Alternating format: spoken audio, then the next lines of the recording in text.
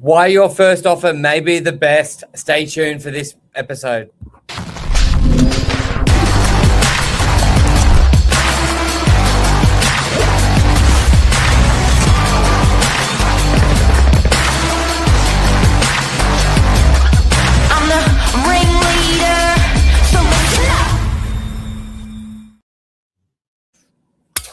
Good morning, everyone. Welcome to Morning Minutes. Myself, Michael Burgio, Billy Drury, episode 1706. Why your best offer may come first. Not the best of topics, Billy, but I think it's an important one. It's one where owners and agents can learn from other stories, other scenarios that have happened, and can adjust and hopefully minimize any of the damage, you could call it, with their property. Maximize your sale price. Because I think in this market, you sort of need to look at where the sentiment is in the property market, look where the trends are. And unfortunately, the trends have not been pricing increasing, and they have been going backwards. So, Billy, what do buyers need to assess with the marketplace first to identify that trend? Like, what are some key identifiers out there to pick which market you're in? Well, just before we get into that quickly, I just want to say there's sort of two things we're going to cover off this morning. One is the behavioral traits of buyers, and then the second is the market dynamics and the way those two work together. Now, there's a couple of reasons. I think let's take the scientific basis. Let's remove feelings, because the facts don't care about feelings. You may feel that waiting longer on the market is going to get you more money, but the facts are that there's sort of a scientific basis as to why properties get the best offers in their early days, and you can either look at that from the buyer behavioral side, and that is that the most motivated buyers are the ones that are ready to move first. They're generally a high commitment, they're high confidence, they may have fear of missing out, they may have already made a decision, before they've even made the intention to inspect, that they're gonna move quickly if they like it. Second of all, the longer a buyer's search goes on, the more that costs them through downloading building and pest reports and getting contracts reviewed with solicitors. So that creates some urgency there. And obviously then once they've started to see property sell, it's like that revolving door. They've been through a property that was for sale, now it's sold. Then they go into a space where they're trying to create loss evasion. So that's the buyer side, Burge.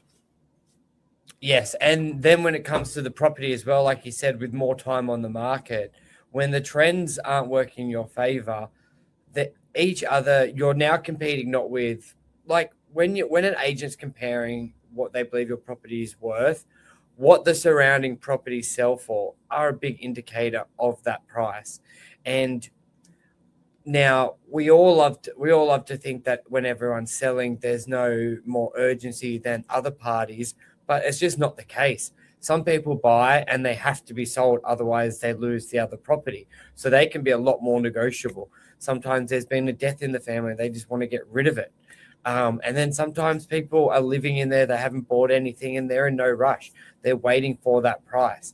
Now, on top of that buyer side that you mentioned, what can really hurt you being on the market longer is comparable sales. Like, let's look at one in DY where we sort of stemmed this conversation. It was on the market originally at 1.5. We had sold the next door property at 1.5. It was worth 1.5. In that market. Fast forward 3 months, it hadn't sold and it just traded for 1.26. Now, we still have a lot of properties for sale in that building around that area. So now with that comparable sale, our first messages are to the other owners on the marketplace going, this really hurts us, to put it simply. Like, before we were just waiting for the right buyer to come along. No one else had sold at where we sort of felt like the market had been. Like, if you had asked us through the sentiment, we were like, well, we think this may be from 1.5 down to 1.4, 1.35.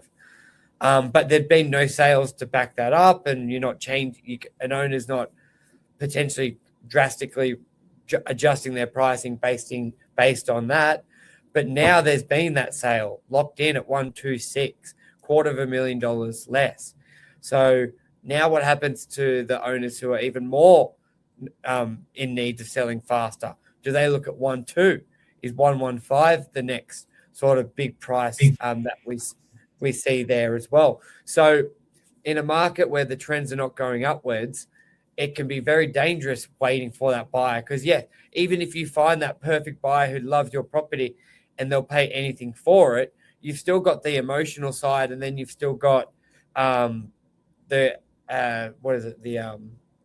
non-emotional side, the analytical side, the numbers-based side. And if they're seeing properties like yours selling for 125, just because you want 1.5, they're not going to pay it. So it didn't matter you waited 3 months for that perfect buyer, because the marketplace had shifted from under your feet. So I think that's a big part, as what you said as well. But there's a statistic, like if you look at the analytics that we get the insight to as an agent behind the scenes of someone's campaign, the analytics are, and it makes sense, that the biggest spike in views is when you first launch the property. The most amount of inquiry is generally in that first week or two. The highest number of inspections is in that first week or two. It would make sense to receive offers, and sometimes the best offers, in those first weeks.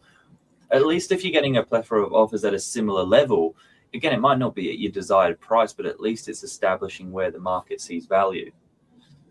And I think this market is more important than ever. It's not really the market to be testing the market. It's you want to sell or you don't. And if you want to sell, then you need to really look at also your history. Like if you bought this 5, 10, 20 years ago, you're still making a boatload of money.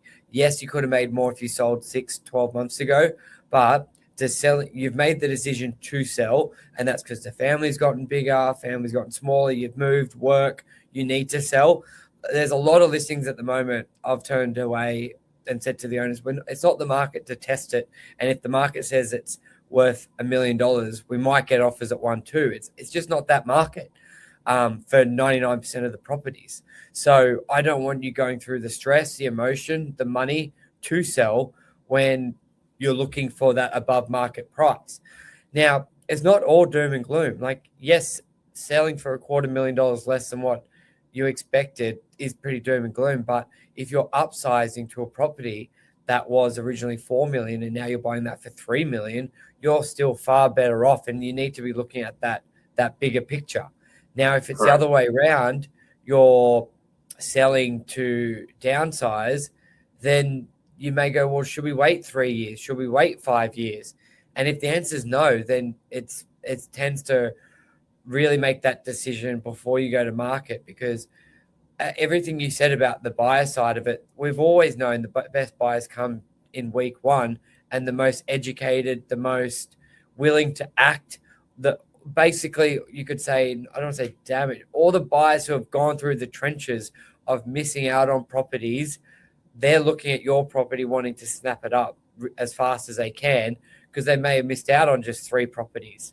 Now, as much as we saw that in a booming market, meaning buyers missing out because the pricing kept going higher, it's quite interesting how it's a little bit of the same. They're missing out, but it's actually getting better for them as they miss out. So often in the last couple of weeks, I've heard a buyer say, I'm actually glad I missed out on that one. The next door came up a little bit cheaper, or this came up that was better. So that's what you're facing with is there. Just see, like to the micro markets in Sydney, we do have those particular properties in the luxury space or the acreage space where there's not going to be potentially that reality of the next door neighbor coming up in a unit block where it's the same floor plan and it's a different price. So there are exceptions to this, don't get me wrong, and days on market change for suburbs. But yeah, we're talking, as the example today, about the $240,000 change in price on a 2-bedroom apartment. It's a bit different, particularly when it's a new building and there's multiple for sale at one time.